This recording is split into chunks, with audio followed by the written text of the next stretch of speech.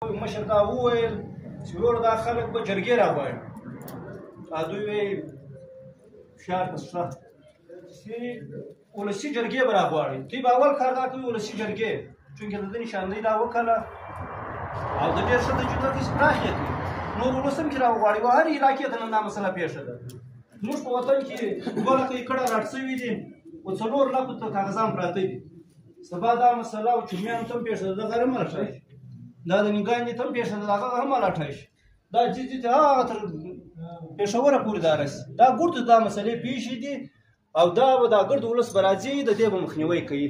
نو چونکې فوري طور زموږ دپاره د خانوزۍ ته نن پېښه ده راغلي ده، په دا کې هېڅ شک نشته. مخنیوی به یې کوو، مخنیوی به په احتیاط کوو. موږ به له ځانه خلک نه بېلوو چې نن فلانی نه دره، نه به کار و چاته درو.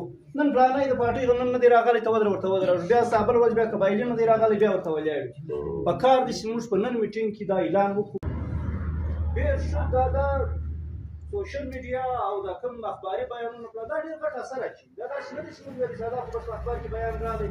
دا به د هر محکمې خلاف چې کوم بیان راسي د هغه سکرټري به دا بیان خامخا په هغه ورځ ګوري، خامخا یې ګوري.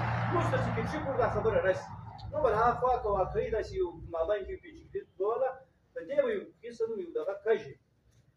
نو لهذا جرګه به کار نشي وشي، اوله پرس کانفرنس وشي او تر موږ په ټولو سو دا روډ هم باید چې راووځو، خامخا به راووځو.